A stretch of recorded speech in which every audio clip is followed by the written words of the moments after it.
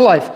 Hey everybody, welcome to our, what it is, January Nashville Java user group meetup. We have Ivar today that is going to talk about migrating from Spring Boot 2 to Spring Boot 3, and that's a follow-up for what we did in November. It was Josh, all about Spring Boot 3. If you didn't attend, you know where to find the video in the meetup group. So you will get it backwards, but it will be like prequel before, it'll gonna be interesting. Anyway, watch both, that's what I want to tell you. This is ours, your hosts from left to right, Kate over there, and skipping me, this is Phil over there, and I'm Baruch. You can find us like on LinkedIn and whatever, just for connecting. Thank you for our sponsors. Gradle sponsors Swag. They sometimes sponsor the speaker, like flying them in and everything, like they did with Josh. We have another sponsor that brought Ivar here, and that's Java. That's Oracle celebrates 25 years of Java in general and Java community process in particular. The Java community process. Oh yeah, Java in general was like a couple of years ago. Yes. So just the Java community 25 years. We have stickers to celebrate that as well, and pins and what's not. And I think they're like going like throughout the entire world. There is like a party, Java community process party. Consider this the Java community process party. What do we do today? Thank you for our host, the Greater Nashville Technology Council, that hosts this place and hosts us in it. Heads up. Next one, as we just figured out, is going to be in our new place in Waco, in Brentwood. Much cooler space, let's put it that way. So do not miss. O'Reilly sponsors books usually. Because of the holidays, the shipment didn't happen. But again, next time we'll come with books. Venkat's books, but also I will talk about next time in a second. JetBrains sponsors the rifle of IntelliJ IDEA and other product licenses. We're going to do that after the talk, and that's just to make sure that you are not running away, right? All the goodies are after. And then jam.dev, we have a new sponsor, jam.dev. They do a tool for quick bug reporting. Check them out, it's jam.dev. And they sponsor the pizza and the beers and the drinks and everything else. All right, thank you for our sponsors. DevNexus is coming up in, as you can see, in April. Just next door in Atlanta. You don't want to miss it. One of the best Java conferences in the world. If you are regular Java conferences, you know not to miss it. If you don't go to Java conferences, this is your chance to go right to the top, to one of the best ones. I bet Ivar is a speaker. Yes. We even have a full Jakarta EE track there. Like the entire track. I think all the speakers that were here are speakers at DevNexus, and all the ones that we already have lined up are also speakers at DevNexus. So you kind of get like the entire full year of Java Nashville user group in like 2 days. Pretty awesome. It's different talks, different content. You already know how awesome the speakers are. You can have them with different content over there. No, and it's really fun one. Now, we know the organizers. I think I can ask them for a discount. If someone is interested really to go, we can figure out like maybe discounts for tickets and what's not. Okay, we needed Kate for this one, but okay. Job talk time, that's a new section in our meetup that I always wanted to do and always forgot. I put it on the slides. This is how I don't forget stuff. So if someone looking for a job or hiring, that would be a good time to mention it. Anyone? Yep, go ahead. Looking for a job? Yeah, absolutely. What? Yeah, do this. I'm Scott Griffin, the recent graduate of Nashville Software School. We concentrated on Java and AWS services, and so I'm looking for an entry-level, software development job. That's me. All right. I am Yosef. we are in the same class with Oh, okay. finish our camp program, and I'm looking for a job, which is Okay. I'm Clint Baltimore. I work for a company called Mako. We're actually going to host next month's meetup. I'm a technical recruiter. So I'm a recruiter, so I'm focused on helping people find jobs. But if you are hiring or in a hiring kind of capacity, I can point you to the right people if you need kind of that assistance as well. But yeah, I'd love to connect and go with you all. This meetup just paid for itself. Well, it's free, but anyway. Yeah, if y'all are looking for jobs or just want to talk about the market, I'm here, open door. Let's do it. Clay, you know what we need to do? We have March opening. How about you giving a talk about how people find jobs? Okay. Okay, and we have a speaker for March, by the way. Kate, we're doing job talks. You wanna? With pleasure. Huh? With pleasure. Yeah, come on, go ahead. I'm Kate. I'm PMP certified product manager with 15 years experience, last 10 years in Italy. And I will contact you also.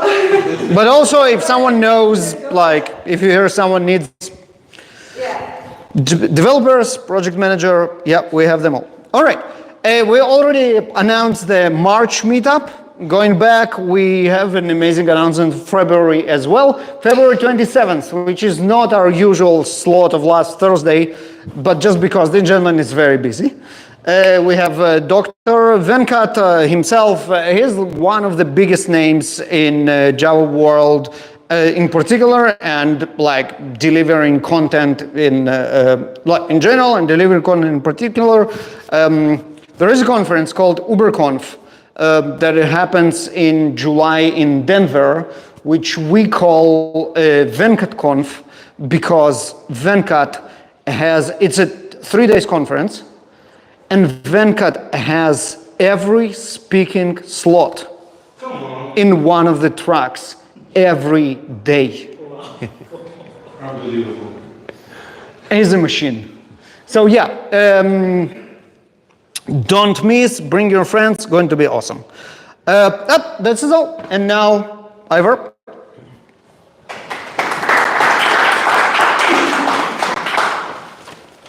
Thank you. So I'm in between Josh and Venkat. That's a good spot. No pressure, no pressure. That's good. Okay. So I guess I was the only one that actually took the bus out there, right? You all right? A bus? I took the What's bus. that? Yeah, there's actually a bus going from Central in downtown out here. Just had to walk this dark road with no pavements or anything. Oh yeah, no, that's how that you. we understand. That's how you do in Europe, you know. Welcome to the United States. Yep. All right. So I'm going to do a talk here called From Spring Boot 2 to Spring Boot 3 with Java21 and JakartaEE. And as you may notice, I'm kind of branded JakartaEE. And I also have some swag for you here. So afterwards, I have 2 beanies and 2 pairs of socks, branded with JakartaEE. So I'll take questions afterwards, and those who ask questions before first of you will get some of this stuff. We can raffle them as well. Yeah, if I don't get questions. So my name is Ivar Grimstad. I'm the JakartaEE developer advocate. I work for Eclipse Foundation. And these are my coordinates if you want to connect afterwards and ask questions or anything else.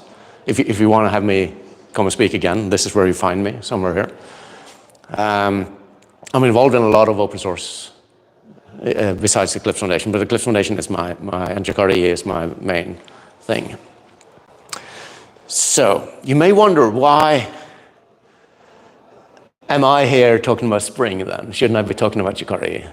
And yes, I will talk about both. And I will actually set it a little bit in context and say, so afterwards when you walk out of here, you know more about JakartaEE, and you know more about Spring, how it builds on JakartaEE. So how many of you would consider yourself a Java developer? Yeah. So all of you, more or less. And JakartaEE developers? One of you, okay. Spring developers? Okay, so when... Java and Jakarta was in the process.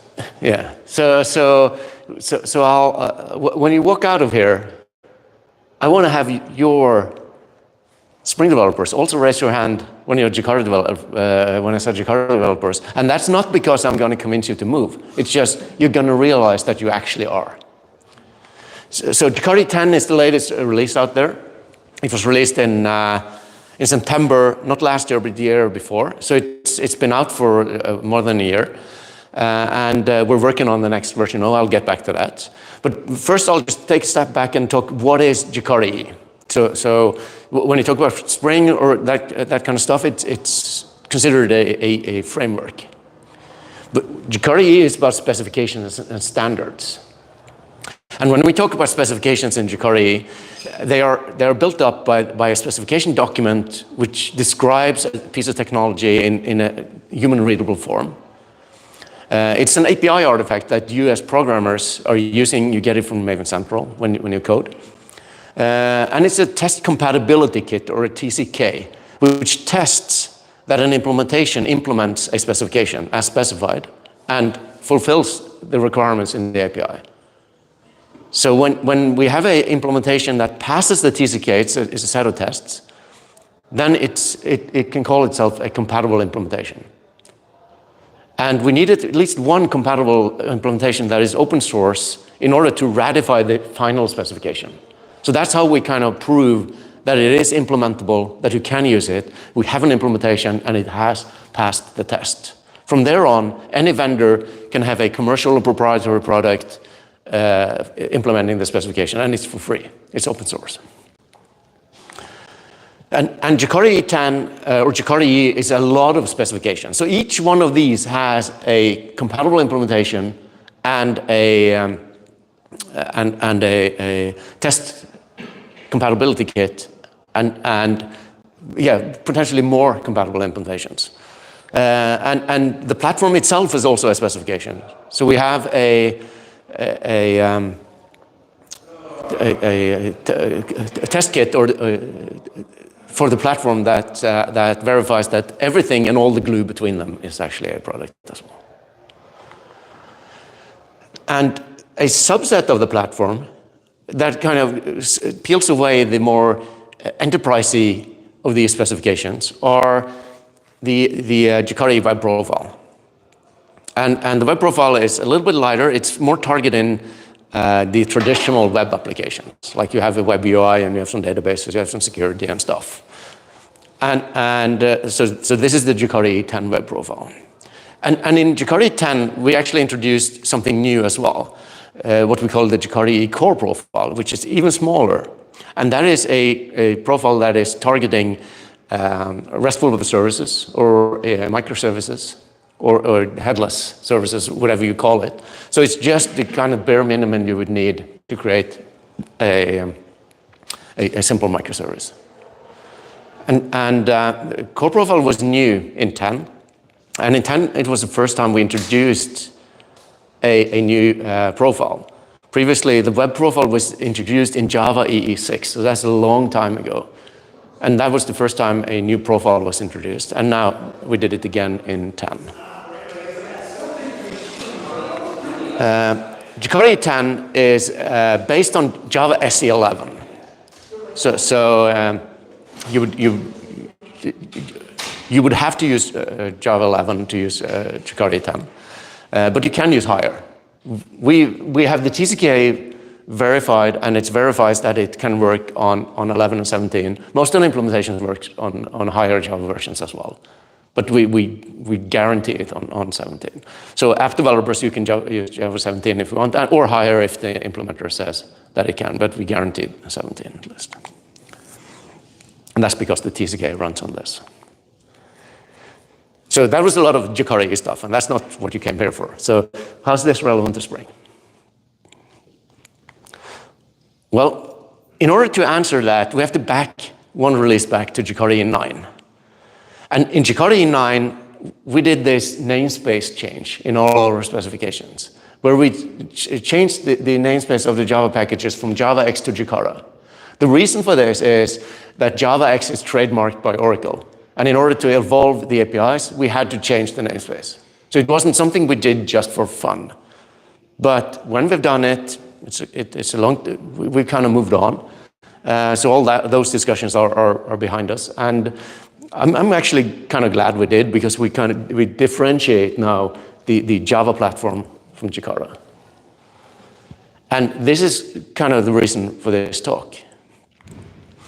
And it turns out that Spring in very high degree builds on Jakarta EE.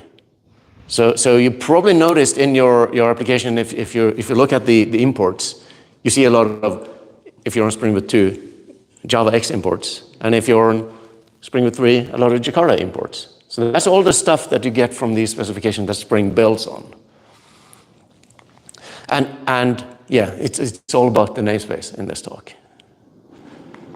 And let's look at a couple of these specifications. So I know you didn't say you were Jakarta developers, but who's using or have used Jakarta persistence? Or maybe you know it as JPA. Yeah. Or is it Hibernate or am you using? Yeah. So Hibernate is an implementation of Jakarta persistence, and Hibernate is pulled in by Spring when you use any persistence ORM. So if you're a Spring developer using some persistence and using Hibernate for that, you're actually also, you could call yourself a Jakarta developer. So that's step one.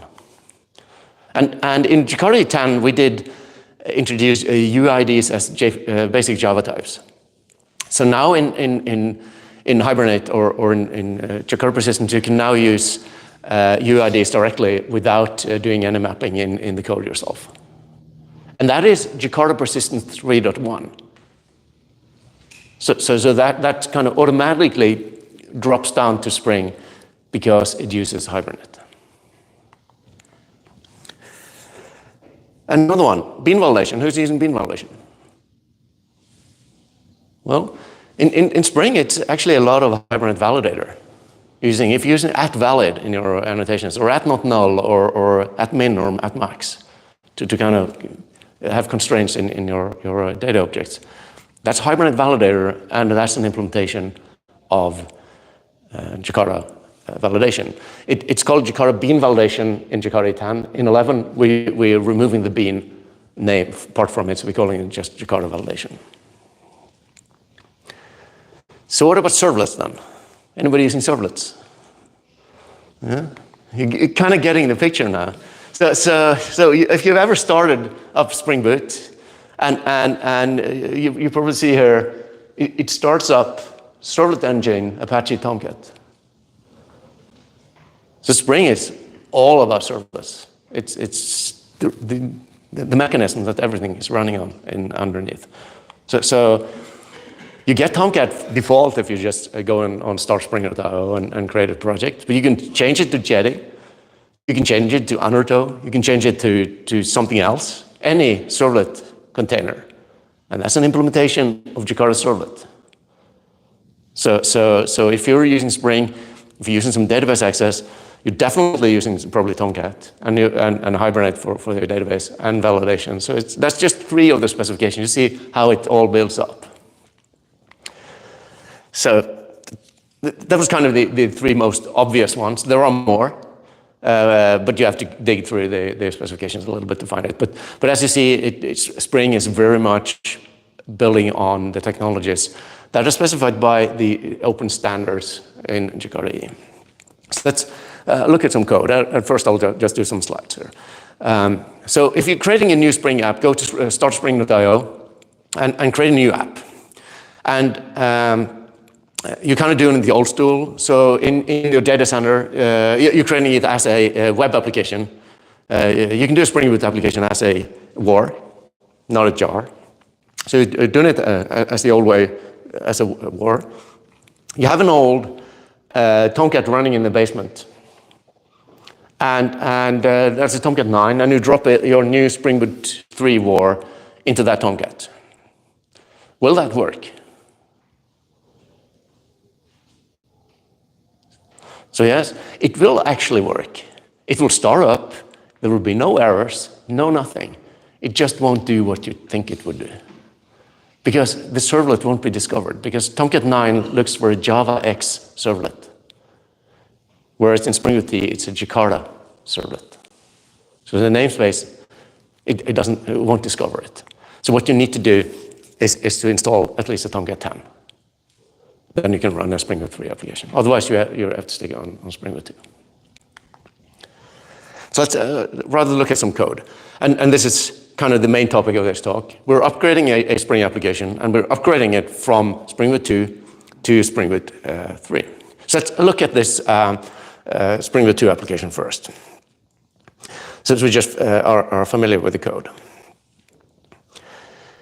So in this application, this is using a Spring Boot. How many have you done this upgrade? Yes, you know what I'm talking about. How many are planning to do it? We're still on 1. You're still on 1, okay. So just imagine it says 178 there. Then. Yeah, so 278 is a fairly old version. So this is the version 2. And it's on Java21, so it's fairly new. It has a couple of dependencies here, in-memory database, so I can do some querying. And the application itself is just a simple Spring Boot application. It just starts up. So it doesn't do anything weird. And it has a couple of REST endpoints. It is a REST controller.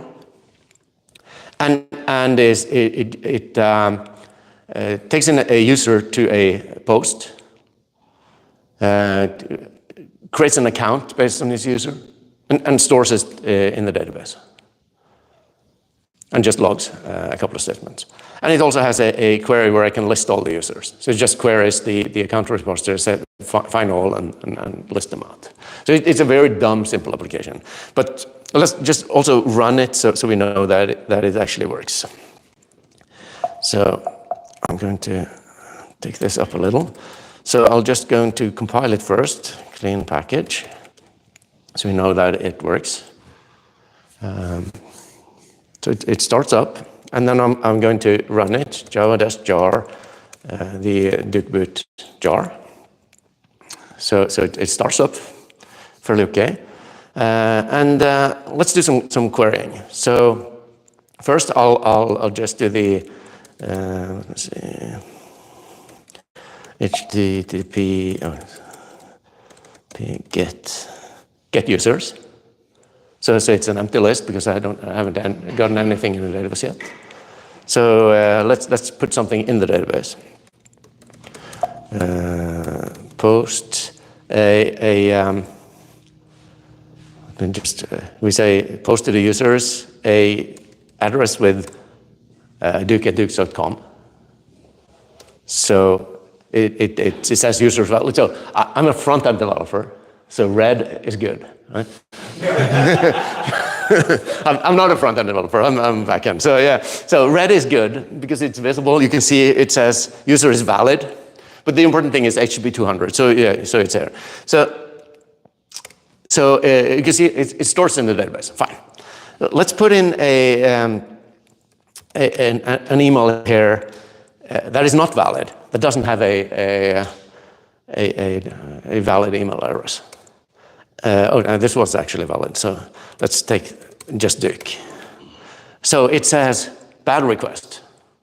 And you can also see that it didn't store it in the database, just the Duke.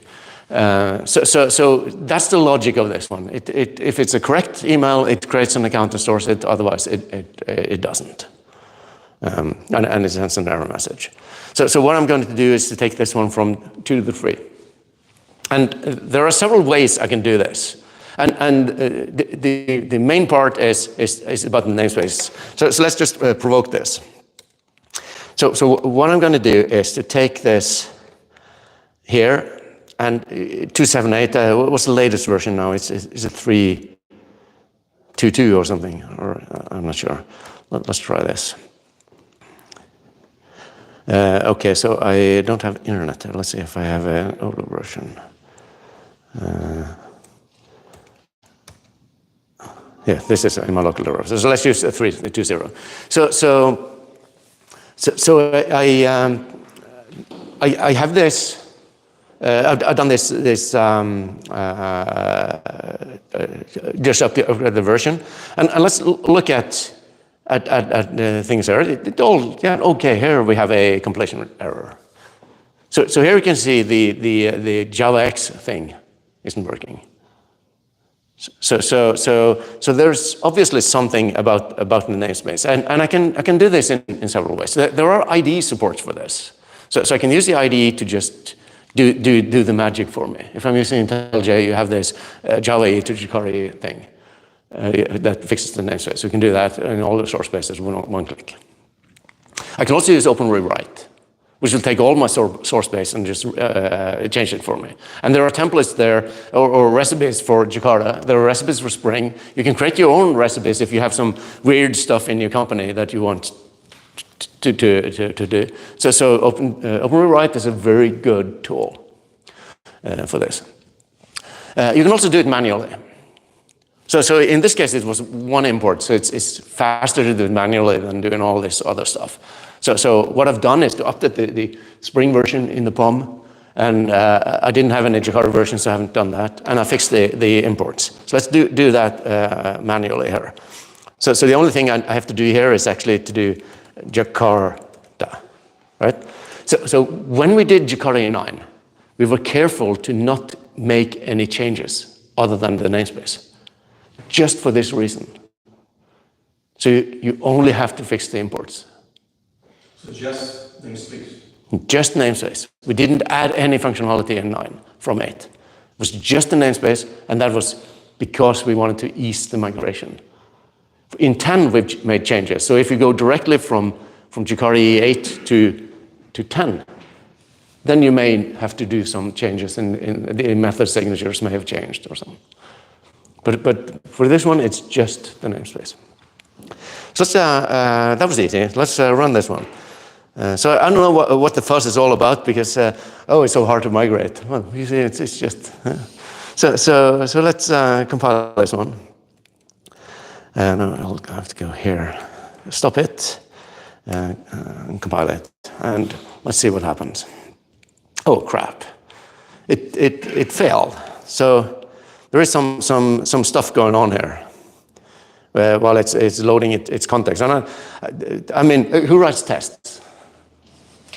So I certainly don't. So I don't know why is this failing? And it turns out that Spring Boot actually generates a test for you if you don't comment it up. So you get this load context. So it tries to load the context, and that fails. Just because I changed this one thing from javax to Jakarta in one file. It doesn't load the context anymore. And of course, the easiest way to fix this, you know how that is. You comment out the test, right? But let's try to do it the proper way, since we're going live and everything. We can say this stuff. So let's but if you look at in the code, I have done everything, right? I've changed everything that was here. I changed everything in the POM file. So I'm not sure exactly what's going on here. But what it turns out is that it's actually not as simple as just changing, because who has dependencies in their project? Yeah, so it turns out here that I actually have a dependency. I try to avoid dependencies, but sometimes you need it. So I have this Duke dep, which is probably a cause of stuff. And if I look in this Duke dep, you can see this one has a lot of the javax stuff. So this is a dependency in my project that is causing problems. So this is very common to have at least one dependency in your code. So what I'd have to do is to get that dependency over as well. And in this case, I'm lucky because I have the source code for this dependency. So I can just do the transformation there as well and move it over. Let's do that. So let's open the JUG and look at it. So you can see this one also has Spring 278. So what I'll do is take this one up to 3 to, what's it, 0? There. And here you can see I have some explicit dependencies on the Jakarta persistence APIs. You can or you cannot, it depends. Sometimes you do. And here, I wouldn't have to, these are the JakartaEE 8 version of the APIs. So I have to upgrade these to at least JakartaEE 9. So let's go to the JakartaEE 10, which is persistence is 3 to 1. Validation is also 3 something. And if you wonder what these numbers should be, let me see, it doesn't help me here. I hope it's 300. Or I think it's actually 301. So if you wonder what these numbers are, we have this webpage called Jakarta.EE. It's very simple to remember. You can go in there, /specifications, and there you have a list of all of them, and you can find all the versions and numbers and stuff. Or you can just search in Maven Central as well. So we fixed that, and now we should have some compilation errors here. And these are way too many for us to fix manually. I mean, it's at least 5 lines here. So let's do the refactoring thing. And this is where you have to get a little dirty, you know. And we're in Tennessee, so you know how you can get dirty, right? It's not smooth like Tennessee whiskey. You have to get dirty, right? and you have to, even though you're a Spring developer, you have to click on the Java EE migration in your IDE. Java EE to Jakarta EE, but it works for Spring as well. And let's just do this simple project, and I'll just run it. And this one does the refactoring for me. So it will take the whole code base for you and just do it, so you don't have to type the thing. So we've done that. What I also have to do then is, since I have this as a dependency in my in the other application, I have to redeploy this one to my Maven repository. And I'll just bump the version to 2. You could use a classifier or something else, give it another name or whatever, but I'll just bump the version. And then I'll install it in my Maven repository. So now in my Maven repository, in the JUG dep folder, I now have version 1.0 and a 2.0. And I can then take my JUG boot application and update this dependency to version 2, like this, and then rebuild this one and hope it works. So now we have a build success, and I can run it again. So, and usually it compiles, it works, right? But we want to do some tests. Let's just query the users, and it's an in-memory database, so I restarted the application, so it's empty. So there's nothing in the database. Let's add a one here, jug@jux.com. It's red, 200, it works, fine. Let's see, it's in the database. Let's do the not so happy path where we do the faulty one and just say JUG. And he said, oh, this works. That's good. But now we have crap in the database. So it compiled, and the fancy test I got from the Spring initializer passed. Yeah. We have something that is not working. So let's just recap what we did so we can see if we can figure it out. So we updated the Spring version, we updated the JakartaEE version, we fixed the imports, and then we repeated for the dependencies, the JUG dep, right? But this isn't enough. Because what we have here is a transitive dependency. So let's look at that. This Duke dependency here has a transitive dependency to something called dukelib. And if you look in the application up here, the user class comes from this dukelib. And that's where we're doing a validation. And if I look at this user class, you can see it has this valid email annotation. And this is Jakarta, or Jakarta validation, right? So that's what we have to fix, a transitive dependency.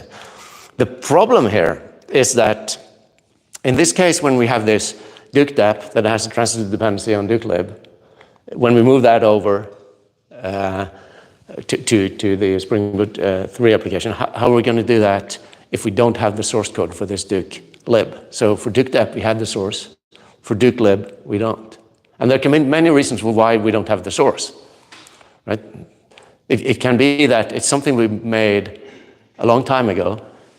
We committed it into Subversion or something nobody knows how to use any longer. Or we bought it. Or it's an open source project that is not continued. Or it's a library inside of the company. Somebody deleted the Windows machine under the table where the Subversion was installed, right? So it can be many reasons why you don't have the source. Luckily, there are tools to help us with this. And one of the tools there are transformation.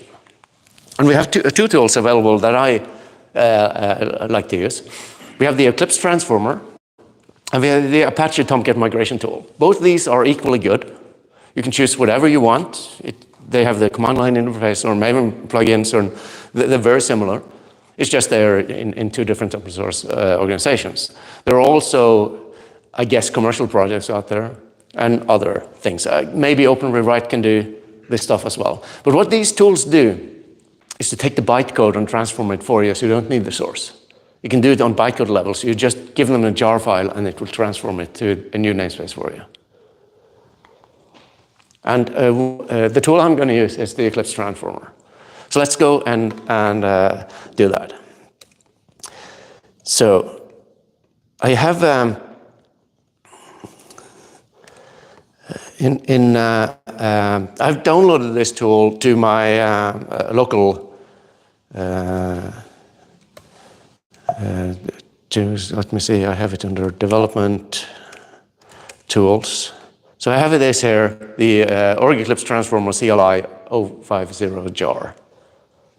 I also have the Tomcat migration tool there, but I'll use the Eclipse Transformer. So I've downloaded this jar from the website. I can also use a Maven plugin to do it, or do it so I can do it in every build. But I'll just do it manually once here. So I have the jar. And let's go to the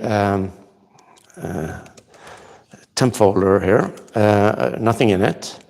You can look in my local Maven repository that I have a version 1.0 of my dukelib. So I'll just copy it over here, so I have it for a reference. So I'll just do the copy my dukelib 1.0 from my Maven repository over here. If you have a company Nexus or whatever, you can use that one. So I'll just copy it over here. And then I'll just run the transformer on this jar. And that is as easy as just doing the java-jar, the Eclipse Transformer CLI, and the input is the dukelib jar. So I'll just run this one. It does some transformation, some output for me, and it creates a output file for me. So if I go and look at these two files and take let's see, compare on these two archives, you can see that the 1.0 jar has the javax namespace, whereas the output has the Jakarta namespace. So it does this transformation for me. It can also take other namespaces. If you're moving between companies, if your company is bought up by another one, and you have to change all the packages and all the source code and all the libraries and all the old stuff, you can do this with this one as well. It's just configure which packages you want to go from and to. But it defaults from javax to Jakarta. So that was easy.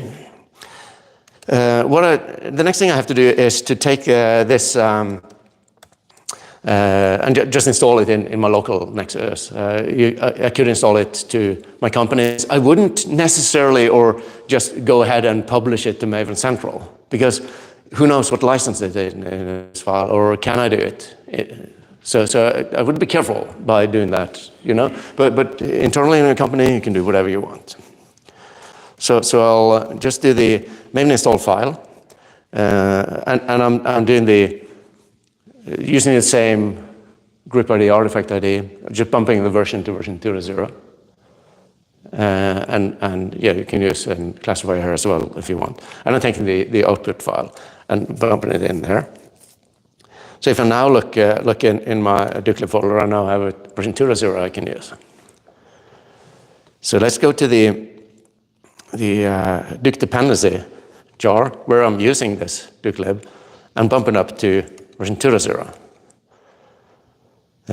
And then I would have to rebuild and reinstall the Duc dependency, so I get that one in my repository, because that one is the one I'm going to be consuming from my Ducboot application. So I'll rebuild that one as well. And then I'll start it. And now, hopefully, we should be able to just query nothing in a database. Let's do the one we think works. Red, good. It's there. And then let's do I'll just get it up a little. Let's do the one without a valid email, and now it says bad request. So now we've fixed it. That's good. So what we've done is to move the transitive dependencies without having access to the source code by using the Eclipse Transformer tools. So up to the Spring version in the POM, up to the JakartaEE version in the POM, if you have any. Fix the imports in your code. You can use the open rewrite for that, or you can use the IDE, or you can do it manually. You can just do a script and do it. But be careful, because there are not every JavaX dependency that is going to move. You may have some JavaX SQL or some transaction stuff that is still on the JavaX namespace. That is not under JakartaEE. Repeat for all the dependencies and do transformation if you need to. I wouldn't do that like as a first thing. You can do it just to test and then do the migration afterwards, but transfer if you need to. There may be some additional migration steps as well. And that is, if you have any properties in your application, if it's an advanced application and you're using maybe some Hibernate-specific properties or setting some caching strategy for Hibernate, that would be a JavaX caching strategy property. That property, the prefix javax there, has to be renamed to Jakarta caching strategy. So if you're using any of these javax prefix properties, you may have to change them as well. Then you also verify if you concatenate strings to create these things or class names or something you're doing reflection on, you may have to verify that dynamic content as well. But that is kind of very application specific. So I've only been talking about the Jakarta namespace related issues with the Spring Boot to the 3 migration. There are other things because Spring usually breaks things between versions. So there are stuff there that you probably are going to have much more trouble with doing this migration than this thing. But that's for the Spring folks to answer. And they have very good guides for this at Spring.io, so do that. So I also in the title promised some Java21. So who's using 21? 17? Just already mentioned about the features. Yeah. Yeah, but I mean, Yeah. different group of people, Yeah. repetition is king. Go for it. So anybody using 21 or are you 17, 11? 17, yeah. So I'm not going to show a lot of Java21 features. I'm just going to show a trick if you want to use some Java21 in your Spring Boot application. So I don't know if they've fixed it in later versions, but if I just change this one to 21, it won't work. The tests will fail. So what you need to do is also to either you can uncomment the tests, of course, or enable preview, especially if you want to use preview features, because of course you want to use preview features. So did you know that preview features are just as good to use in production as the regular features? There's nothing wrong with using preview features in production. You just have to know that when you upgrade the version of Java, you may have to change those preview features because they are not guaranteed to be backwards compatible, but they're just as good, as secure to use as regular features. But if you do so, if you choose to do preview in production and something goes wrong, you didn't hear it from me. And that goes for YouTube as well. So, yeah. So if you want to use preview features, and of course we do, you have to enable preview in your compiler, but also the Surefire to enable previews there. And let's use a string template here in this logging. So rather than I have to reload the POM as well. So rather than just logging here and concatenating strings, in string templates you can just put the stuff with this slash and curly braces and a variable here, and it will just inject whatever you have here. So this is a much nicer way if you're creating big long HTML things or string things and just want to scatter things. You don't have to list them at the end of the string, for example. You just add them, like the printf features with %s and then list the strings at the end. Here you can just put them inside the string. It's nice. So if I do this, just have to go rebuild this one and run it again. And if we do no, it fails. Oh yeah, of course, because when you do it, you have to have enable preview like this. So now we have this, and if I now add a user here, you can see in the logging, it now logs also using string templates. It logs the same as we did before. I think we have time for one little more demo. I mentioned UIDs. And that's JakartaEE 10, right? So let's do that in Spring as well. Because in my account there, let's change my ID to a UID. And also have to change my getters to a UID and this setter there. So now I changed this object, and I changed the repository to not have a long as an ID, but a UID. So this is all I change. If I now do now I have to do a lot of stuff. I have to rebuild this one and publish it, because this was in a dependency, right? Then I'll build this one.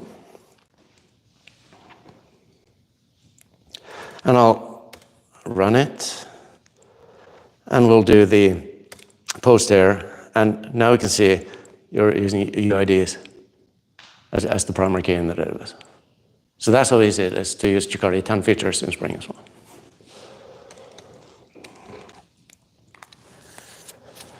So I hope that by kind of showing how JakartaEE, how it touches here and there in Spring everywhere, and if you want to use the new things, you're actually using new things that we're working on in JakartaEE. So even though if you consider yourself, I'm a Spring developer, it's actually a good idea to pay attention what these folks are doing here. Because this thing is going to hit you. We're not going to do a namespace change again. I promise. We don't. We're not. So just relax. But we may add some cool stuff in persistence or other places. And I know persistence in Jakarta 11 will have a lot of new nifty cool features. So if you're using a lot of Hibernate stuff, you will get this for free in Spring as well, when Spring picks up those libraries. So it is a good idea to pay a little bit of attention to what we're doing. And Jakarta 11 is, we're planning to release it in June, July this year. So it's just a half year away. And with that, we're trying to establish a release cadence to release it like 6 to 9 months after an LTS of Java. So when the next LTS, will that be 25? Then 6 to 9 months after that, we will release the next version of Jakarta. That's what we're hoping for. We're adding a new specification called Jakarta Data that is standardizing the repository pattern for data access. And you all know about the Spring Data, so this is exactly the same thing. So we're just adding it in Jakarta EE, so we have it because Spring Data is very cool. Will Spring be certified? I don't think that's, I mean, they could. Yeah. But I mean, if you model this after. yes, so I think Jakarta Data in the first version will be a little less feature-rich as Spring Data is, but eventually it may catch up, and eventually the Spring team may find out that we don't need Spring Data anymore, or we just certify or mix it together like they do with the JPA. So that is, the Spring team is helping us with this as well. So there are folks from VMware or what's it, Broadcom now helping us with this. So we like it. That's kind of, we borrow from each other. We're having what we call a prospective specification. It will not be a part of the platform, but it will be, if they manage to release a 1.0 Jakarta NoSQL, and they're very close before Jakarta 11 goes live, JNoSQL will be listed as a prospective specification. That is something to pay attention to. Some implementers may implement it. And that is doing the same thing as Jakarta Persistent does for SQL, but for NoSQL. So it's standardizing access to NoSQL databases. So it's a very interesting small specification. And it plays very well along with Jakarta Data. So you can use Jakarta Data over NoSQL databases. It's really cool.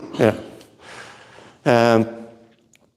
We're also hoping for Jakarta RPC. It hasn't gone very far. So if you're familiar with the gRPC protocol or something, this is an open source project that is a very easy way to get involved. It's just start writing on the mail list and see if something happens. Because this is, Oracle has contributed a lot of initial code there, but they haven't moved very long further with it. So just take a look at that code and play around with it and start contributing. Especially if you know gRPC, this is a good place. And this is something that Spring could benefit from later as well. This is brand new because I had to change this slide for today. Previously it said all 21. So we would go, with Jakarta 11, we would go on Java 21 and force everybody up to 21. That would actually mean that if Spring was to adopt some of the Jakarta specification, they would have to move to 21 and leave 17 behind, which would probably be a good thing for the ecosystem, but it will leave some folks behind if you're still on 17 now, you know. 22 is out in next month. Or, yeah. So we're going, as it looks, to also allow certification to run the TCK on 17. So we're going to run the TCK on 17 and 21. That means that we as developers have the flexibility to choose between 17 and 21 when we do the stuff. We can use 21 features if the runtime we're using supports 21. There is one specification that is actually wanted to use or touch 21 features, and that is our concurrency specification that will support virtual threads. So what we will do there is to support virtual threads in a Java SE runtime aware approach. So if it is on 21, you will get virtual threads. If it's on 17, you will get threads. So we will be able to support it over platforms, and that's actually a very, very good thing to do, I think. So to sum up, Jakarta 10 is out there now, been for a while. We looked at persistence, validation, servlet. There are others that are relevant for Spring. Concurrency is probably, maybe one of them, I'm not sure. The Jakarta Mail is widely used in Android to send email. So they don't want to move past Java 8. So take a look at these. All the blue ones were updated in 10. All the orange one was a new one, and that was CDI Lite. And with CDI Lite is actually just a part of CDI. But it is a part that allows for resolving all the dynamic properties of CDI statically at build time. So if you're using JakartaEE core profile, you can build with raw VM to native. If you're using the traditional CDI, it does too much stuff at startup, so it doesn't resolve it good enough to compile to native. But with core profile, you can. And that's what CDI Lite is all about. For 11, we're doing this update. Data is the new specification we're adding. The blue ones are getting updates. Some of them bigger updates, some of them smaller. It's sort of a lot of removals here and there. So those with the... Sorry? NoSQL is not there because it will not be a part of the platform. Because we had a vote and it's not deemed mature enough to be in the platform, but it will maybe listed as a prospective specification. And the implementation of Jakarta NoSQL, which is called Eclipse JNoSQL, also implements data, I think, or will be playing around well with it. And how is data different from persistent? Or why did we decide to create data set for all? Oh, persistent. It's kind of a layer above because data can be used with any data source. Persistence is kind of one mechanism. So the implementation for E11 will probably support Jakarta persistence API under data. But it could be a text file or a Azure data source or whatever else. It doesn't have to be any of these standards. It's just you create these interfaces and it generates whatever data source you're using. So I hope this specification or this talk kind of showed how Jakarta actually is fairly relevant to Spring, and because Spring in very much builds on top of JakartaEE. And if you didn't know it before, you probably noticed it when you saw the namespace change. That kind of rippled out through the ecosystem. I made this talk for a conference in February last year, a year ago. And I thought, I can maybe do this talk a couple of months, and then everybody has migrated. But I'm still doing it, and it's still popular. I'm going to do it all this year as well.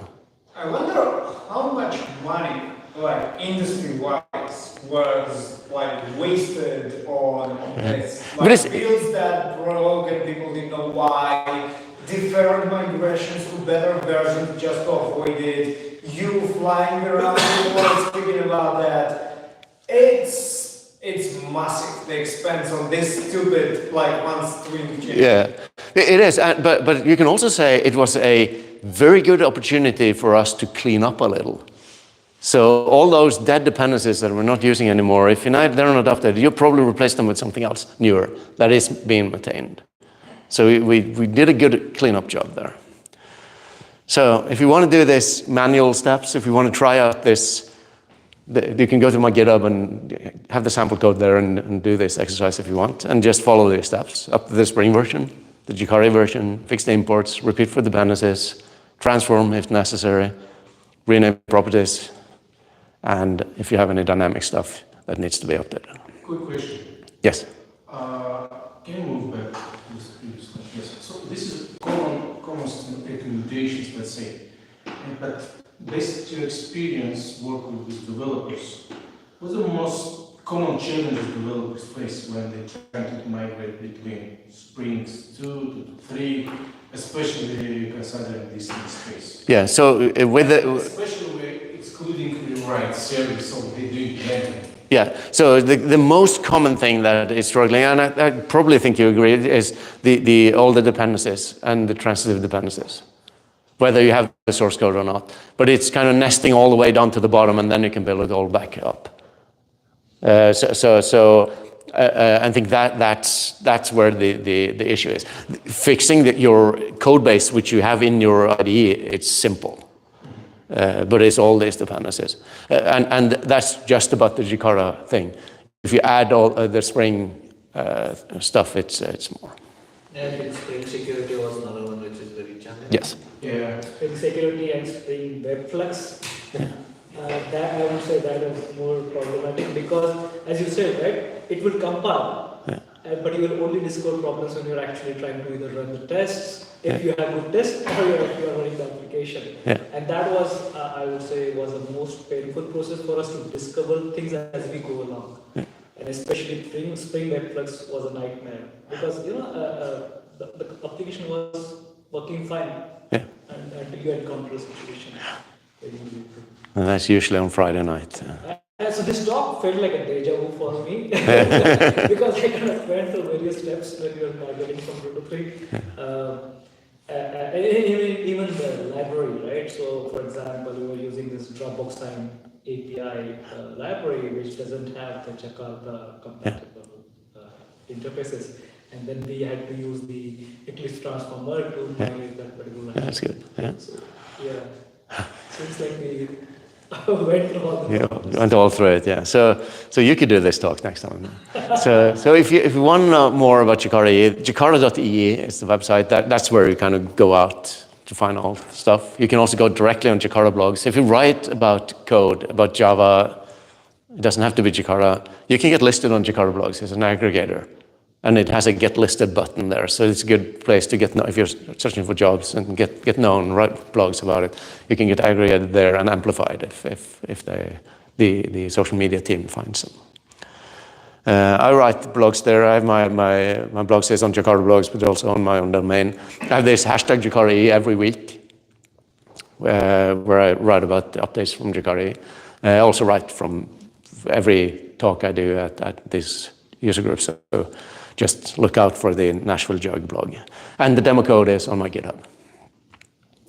I have one last slide, and that is if you want to learn more about JakartaEE and kind of thought all these specifications were interesting and I want to kind of look, I have a simple course on LinkedIn where you get a nice certification completed badge put on your profile. You can do this here. If you have a LinkedIn account, I know some states in the US have, if you have a library card, you get a free LinkedIn Learning. If you don't have a... So it works. Yeah. You just heard like the first lecture. So if you don't have a free LinkedIn Learning account, then ping me on LinkedIn and I'll give you a link for free. Yeah, $30 for the good. Yeah. With that, I say thank you for listening, and I hope you will stay half an hour more and have some beers and talk. So, do you want to raffle these? Yeah, we will. Any questions? Okay, all right. So we're going to do like some fun stuff with the raffle. The fun stuff about it, it's not going to be a raffle because you get a prize. Yeah, everybody get a prize. I mean, this is the nice thing about us not being a lot of people. So, who needs IntelliJ license for like the entire year? 1, 2, you got both of you. The rest of you either got it or you're good. Okay, so the rest of you get the swag, right? Let's see. We have 2 socks, 2 beanies, and we have 5 people. Almost so close. So close. Okay, who wants to be? Well, you get the socks. I have 4 socks among 3 of you. There you go. This is how we're all. Almost everybody gets it. All right. Yeah, we need to take a picture. Should we should do a selfie. We will do it, yeah. No, okay, that's like two different, no, you can, so it's two of us. Dude, I'll put the title. Yes, the first slide, here we go. All right, I need to report to Heather that we're working here. Yeah. All right, and now we do a selfie. So from here all the way to there, so, yeah. You want to make sure because attendance too. Yeah, exactly, so, no, come here, Phil. We can do a selfie. Okay. Are we all in? 1, 2, 3. Cheese. Does it look like 50 people? We can use the generative AI. Exactly. All right, excellent. Now, if you have questions, or we still have beer and pizza. Yeah, I have a question more about it. Can you also talk about your favorite recipe?